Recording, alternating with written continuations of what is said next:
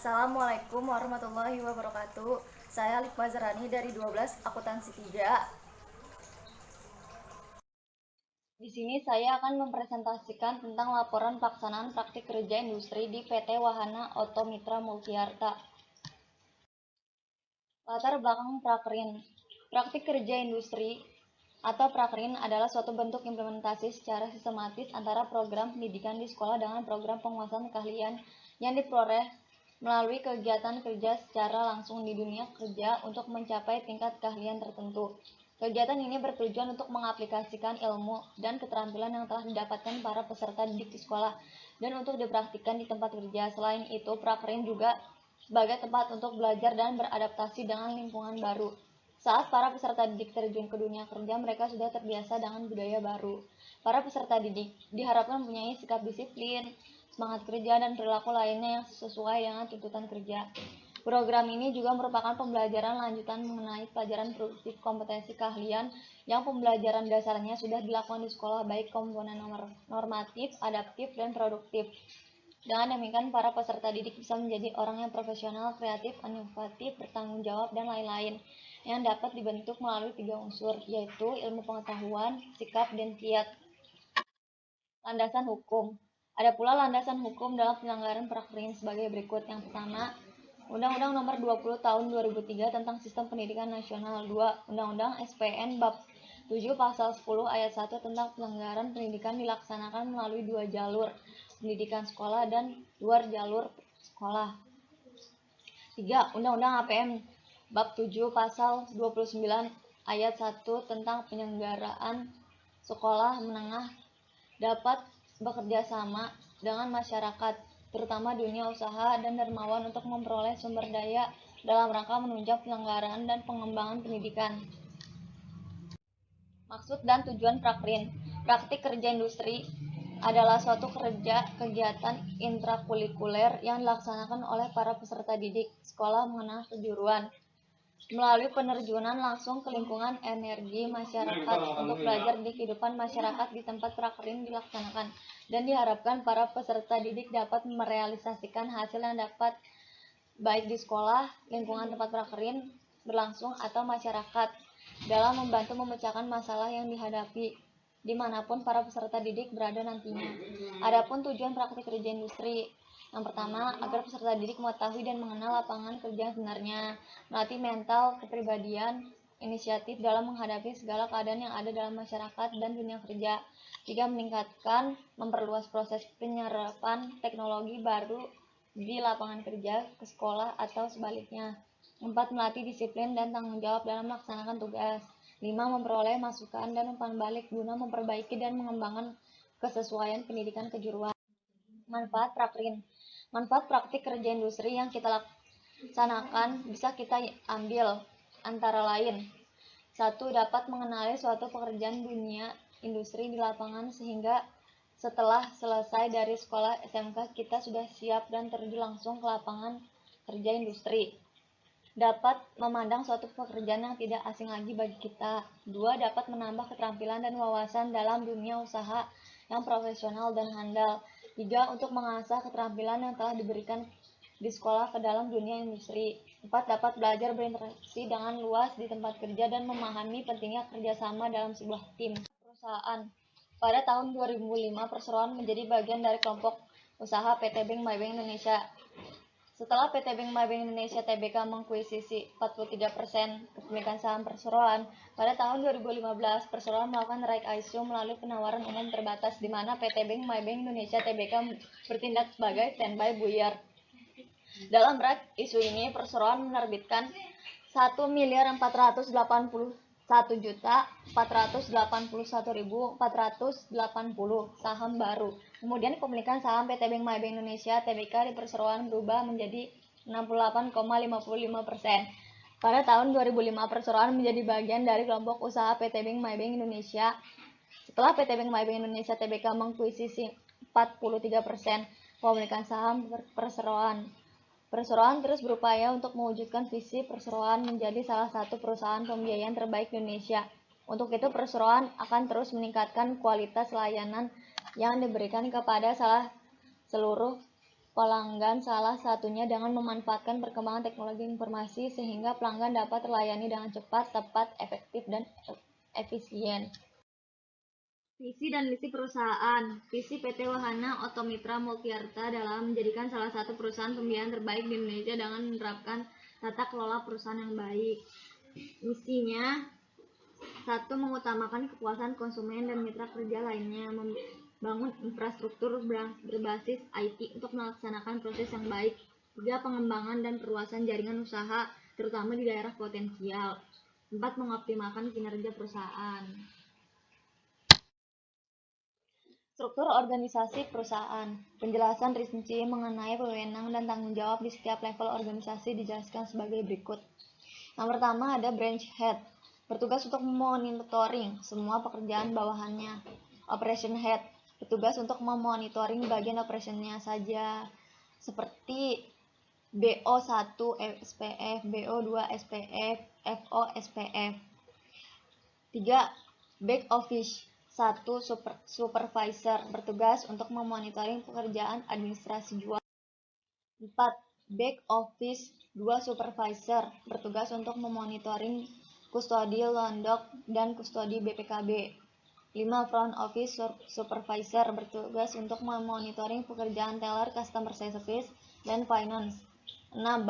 Back office to staff atau Londok, bertugas untuk mencetak perjanjian kredit, welcome pack, fidusia, light DMS, dan penerimaan MAP.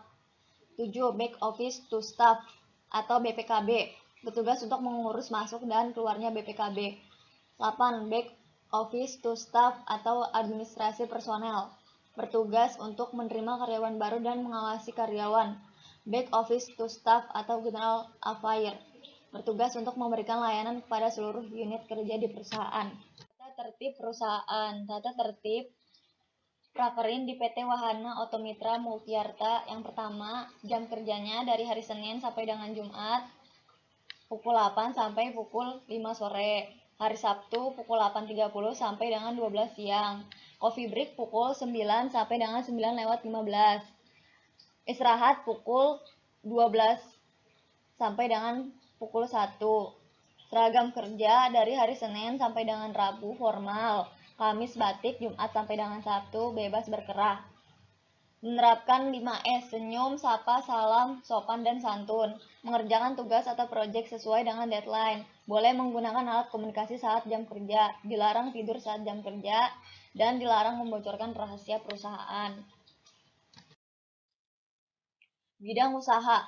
PT Wahana Automitra Multiarta bergerak di bidang pembiayaan atau leasing untuk sepeda motor, mobil, baik yang baru maupun yang bekas. Mayoritas difokuskan untuk pembiayaan merek Honda, Yamaha, dan Suzuki. PT Wahana Automitra Multiarta terus melakukan pemekaran jaringan penjualan dan pada tahun 2008 melakukan perbaikan di bidang kebijakan dalam risk management serta melakukan konsolidasi internal.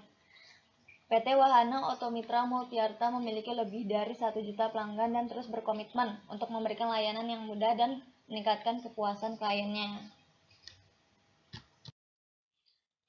Proses awal sebelum prakerin. Pertama, harus survei instansi atau di dunia usaha, dunia industri. Langkah awal yang dilakukan penulis yaitu dengan mendatangi perusahaan atau instansi yang akan kita jadikan tempat prakerin untuk mencari informasi tentang penerimaan siswa prakerin. Kita bisa mendatangi perusahaan atau lebih dari satu sesuai dengan jurusan masing-masing. Kedua, pengajuan online. Setelah mengetahui bahwa perusahaan atau instansi tersebut menerima siswa prakerin, penulis bisa lanjut ke tahap selanjutnya, yaitu mengisi form pengajuan surat permohonan prakerin secara online. Berikut linknya. Di sini kita bisa mengajukan lebih dari satu perusahaan. 3. Surat permohonan. Jika sudah mengisi form surat permohonan prakerin secara online, kita akan mendapatkan surat permohonan prakerin dari sekolah. 4. Siswa yang menyerahkan surat permohonan sudah mendapat surat permohonan, kita dapat menyerahkan surat tersebut kepada pihak perusahaan yang bersangkutan dan diisi secara manual. Surat balasan dari perusahaan atau instansi. Di sini kita akan mendapatkan surat balasan dari perusahaan. Surat balasan itu menentukan kita keterima atau tidaknya kita di perusahaan tersebut. Jika tidak keterima, maka balik ke tahap awal. Jika diterima, maka melanjutkan tahap berikutnya. 6. Menyerahkan surat balasan. Tahap selanjutnya, saat kita diterima di perusahaan tersebut, kita harus menyerahkan fotokopi surat balasan kepada pihak sekolah. Olah data siswa siap prakerin. Para guru akan mendata siswa yang sudah diterima di perusahaan dan membantu siswa yang belum mendapat tempat prakerin. 8. Pelaksanaan prakerin. Pelaksanaan prakerin dimulai pada tanggal 2 Januari sampai dengan 28 Februari 2021. Tugas selama prakerin. A. Menyusun surat pengajuan pinjaman BPKB. Jadi, sebelum konsumen mengajukan pinjaman dengan jaminan BPKB, konsumen harus memenuhi syarat-syaratnya. Yang pertama, surat BPKB. Yang kedua, fotokopi asli KTP asli. Yang ketiga, fotokopi kartu keluarga. Yang keempat, fotokopi STNK. Yang kelima, denah rumah. Jadi denah rumahnya ini dibuat gitu di kertas, kayak dibikin manual. Yang keenam, rekening listrik. Yang ketujuh, nominal pinjaman. Yang ke-8, tahun pembelian motor. Semakin baru pembelian motornya, semakin besar juga nominal pinjamannya. Penulis harus menyusun syarat-syarat dari purchase order di lembar pertama, kemudian perjanjian pembiayaan di lembar kedua, untuk memudahkan dalam penempelan materai, sekaligus tanda tangan dan pasal-pasal ketentuan perjanjian pembiayaan di lembar ketiga. Syarat-syarat lainnya selebihnya disusun setelah pasal-pasal ketentuan perjanjian pembiayaan. Yang B. Penempelan materai. Setelah syarat-syarat pengajuan pinjaman BPKB disusun, kita melakukan penempelan materai pada surat perjanjian pembiayaan. Dalam surat perjanjian pembiayaan tersebut terdapat 4 halaman, di mana halaman kedua dan halaman keempat ditempel materai. Langkah-langkah untuk penempelan materai pada surat perjanjian pembiayaan. Yang pertama, siapin materai 6.000 dan materai 3.000. Yang kedua, siapkan surat perjanjian pembiayaan pada syarat-syarat pengajuan pinjaman BPKB. Yang ketiga, materai ditempel pada halaman kedua. Halaman kedua itu perjanjian kredit dan halaman keempat itu penerima kuasa. 3. Untuk materai 6.000 dan 3.000 ditempelkan beriringan, sedangkan untuk materai 10.000 hanya ditempel satu materai 10.000. C. Stempel materai. Materai yang sudah ditempel akan kita stempel. Untuk ke tahap tanda tangan, stempelan materai harus rapi, nama perusahaannya tidak boleh terbalik. D. Mengecek stok of name. Langkah-langkah mengecek stok of name. Yang pertama, penulis harus mengambil dus yang ada di dalam gudang. Yang kedua, siapin data stok of name-nya yang sudah di-print. Langkah ini biasanya ketika data stok of name-nya sudah di-input. Yang ketiga, cek stok of name yang ada di dalam kardus dengan memperhatikan nama konsumen, nomor kontrak. 4. Jika ada stok of name yang kelebihan dengan yang ada di data, maka jangan dimasukkan lagi ke dalam dus. 5. Setelah semua stok of name sudah sesuai dengan yang ada di data, tempel kode dus di sebelah kanan dus. Penulis harus mencari stok of name sesuai dengan kode dus, nomor kontrak, dan nama konsumen. Jika sudah sesuai, semua di checklist di bagian kode dus ada 74 stok of name dalam setiap dus. Merapikan dokumen aplikasi. Map aftergolif dimasukkan ke dalam plastik setelah materai ditandatangan dan stempel, lalu diberi label sesuai dengan nama konsumen dan nomor kontrak. F. Menginput data stock of name. Menginput data stock of name adalah tugas bagian dari operation, di mana stock of name yang sudah tersusun di dalam dus akan didata ke dalam Microsoft Excel dengan membuat tabel kode dus, nomor kontrak, dan nama konsumen. Tidak boleh ada yang terlewatkan, harus urut dari awal sampai dengan akhir. Tidak boleh dari tengah ke akhir, tidak boleh dari akhir ke tengah, tidak boleh dari akhir ke awal, harus dari awal ke akhir sampai 74 stock of name. G. Membandel cover note dealer. Surat pengajuan pinjaman BPKB membutuhkan surat pernyataan dari dealer motor atau mobil. Surat pernyataan dealer tersebut disusun berdasarkan nama-nama dealernya masing-masing. Setelah itu dibandel menggunakan perforator, lalu dimasukin ke map.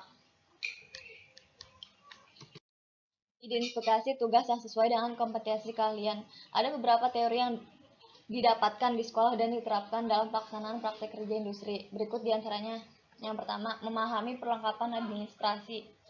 Alat-alat yang ada di dalam perusahaan sama halnya dengan yang dipelajari di dalam administrasi umum, membahas tentang dunia perkantoran seperti peralatan dan perlengkapan kantor yang ada di bagian administrasi dan perlengkapan kantor, stempel, perforator, maps, rappels.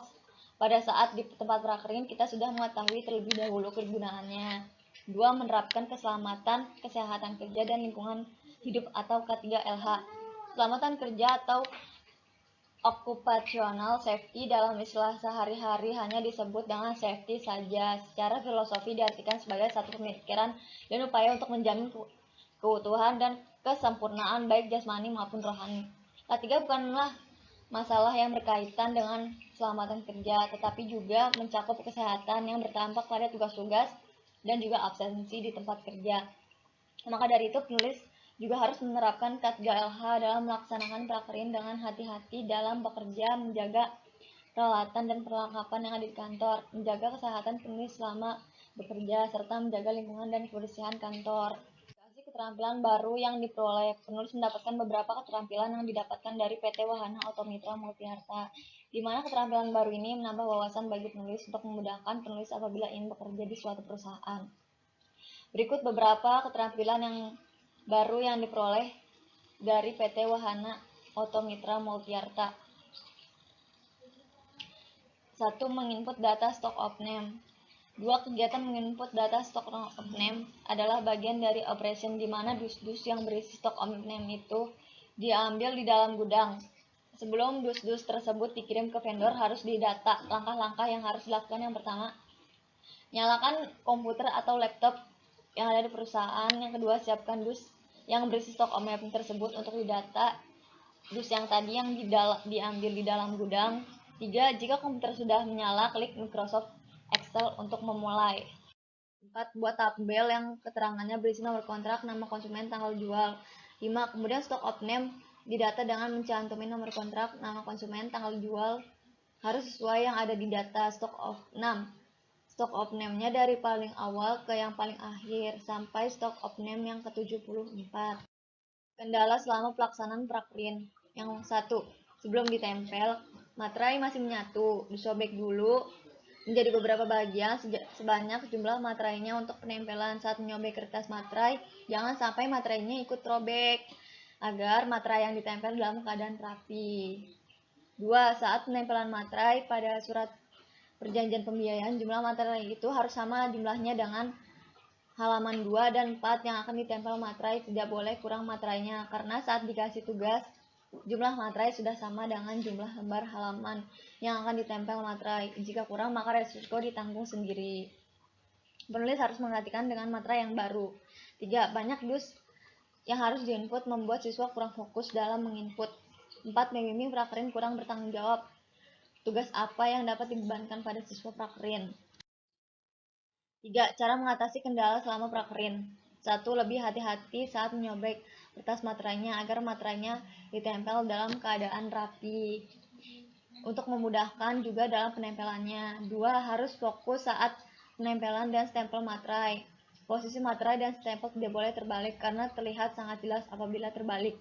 3. Saat pengecekan stock of name, penulis harus teliti jangan sampai ada nama konsumen yang terlewat.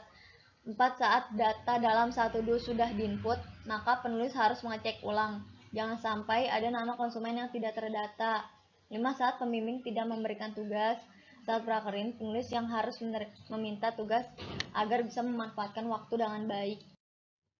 Kesimpulan, dalam pelaksanaan praktik kerja industri di PT Wahana Automitra Multiarta, kami mendapat banyak pengetahuan secara nyata dalam menerapkan ilmu yang diperoleh untuk mengenal dunia kerja secara nyata, sekaligus mengenal lingkungan dan kondisi kerja yang nantinya akan dihadapi kami setelah lulus dari jenjang pendidikan SMK.